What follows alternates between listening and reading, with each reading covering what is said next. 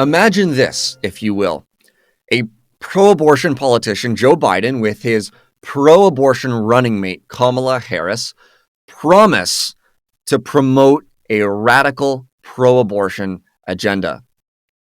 Now, at the same time, there are a group of people, they call themselves the pro-life evangelicals for Biden, and they're against Donald Trump. They don't like his character, some of the things that he's done, and so it seems like they just want to promote and support the other guy, but he supports abortion. So what they do is they approach the campaign team and say, Could we have a discussion? If we get our troops, if we get our people, the followers who listen to us to support the Biden-Harris ticket, could we have ongoing conversations to find some common ground solutions on abortion? And the campaign makes the promises that if elected, yes, they will in fact do that.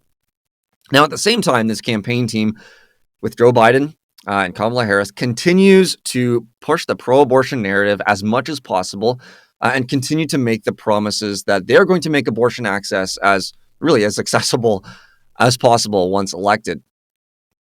They get elected. Biden gets elected, becomes the president of the United States.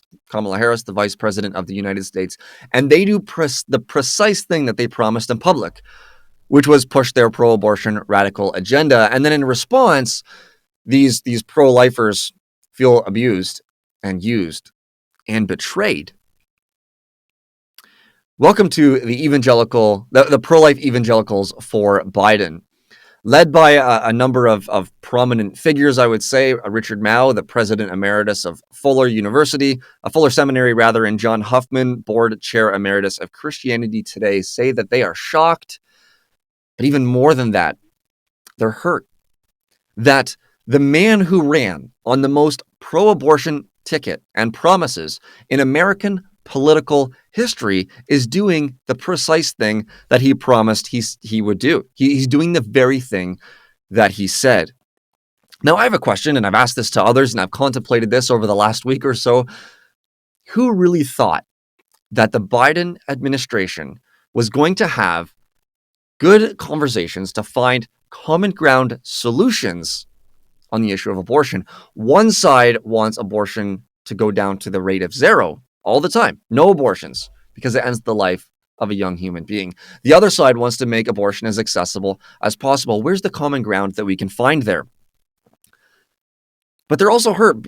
I don't know why they're hurt. I just want to give a few examples of how we knew that the Biden ticket was going to be a very pro-abortion one. Joe Biden made it clear that he wants to codify Roe versus Wade, which was a very controversial court opinion, which everyone knows about, into American law, saying that, and I quote, reproductive rights are a constitutional right.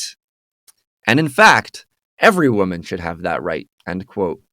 Kamala Harris, along the same lines, in August of last year, tweeted, and I quote, as states across our nation continue to attack reproductive rights, especially abortion, it is more important than ever that we have a president who will defend and expand these rights.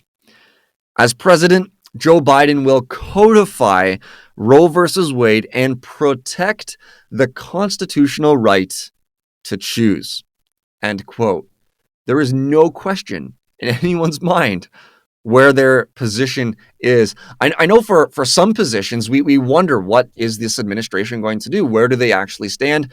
As time goes on, those questions are becoming clearer and clearer as we learn more and more things. But the topic of abortion never was something that we wondered about. Where does this Democratic Party stand on the topic of abortion? They're probably willing to have some common, some conversations to find some common ground solutions. As a matter of fact, that couldn't be further from the truth. Look at this. Joe Biden received a stunning endorsement from Planned Parenthood. Everyone knows who Planned Parenthood is, the biggest organization in the United States that is opposed to human rights for all human beings as they continue to promote and practice the killing of preborn children. They said in June of 2020, this wonderful endorsement for Joe Biden, and I quote, Joe Biden is the only candidate in this race who will stand up for our health and our rights. He was instrumental in the creation of the Affordable Care Act, which expanded birth control with no copay to 63 million women and in helping to ensure that sexual and reproductive health care was accessible across the country. Biden has committed to champion access to sexual and reproductive health care, including access to abortion, and to fight for our communities.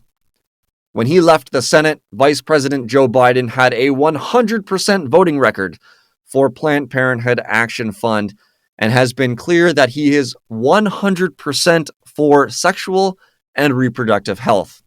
And we are going to hold him to that. End quote.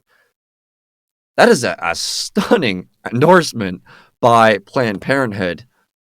And there's no question where Joe Biden stands. Kamala Harris as well has a 100% voting score from NARAL Pro-Choice America. These two candidates, now the president and the vice president of the United States of America, made it 100% clear to the nation and by their actions, their voting actions in the Senate and as a vice president, that they were going to support abortion as much as possible. They were going to get rid of restrictions as much as possible. They were going to support abortion overseas. And so the idea is that these pro-life evangelicals are welcome in the Democratic Party to have an ongoing and meaningful and really good conversation about how we should, tackle the topic of abortion is laughable. The campaign obviously wanted the evangelical team and kind of the voters in because it was a tight election race to get Biden into the presidency. Biden wants these pro-life evangelicals, these so-called pro-life evangelicals in his tent, but he doesn't want them on his platform. He doesn't want to have ongoing conversations with them once he is in power. And so what we've learned is that his private assurances of what he's going to do might not be trusted, but the things that he's promised, like pushing the abortion agenda as much as he can, well, that was a promise that he was going to keep, and he did keep. And I think the tragic thing in this entire story is we're not just talking about who's elected, who's not elected. We're not just talking about whether these pro-life evangelicals are right, whether they're wrong, whether they are in fact pro-life leaders, which I've been in the movement for many years. I've never heard of them as pro-life leaders. And even the pro-life leaders that I look up to have never heard of these men as pro-life leaders. But the tragic thing is that abortion is becoming more and more accessible. There's more funding for the procedure of abortion, for abortion pills. Abortion executives are warming the chairs in the Oval Office. And it's preborn children who should feel used and betrayed and abused by these pro-life evangelicals for Biden. These so-called pro-life evangelicals for Biden knew where the Democratic Party stood on the topic of abortion. If they didn't, they had their eyes closed, their ears closed, and did not pay attention to any of the political process over the last perhaps decade, but most certainly during 2020 when the campaigns were happening.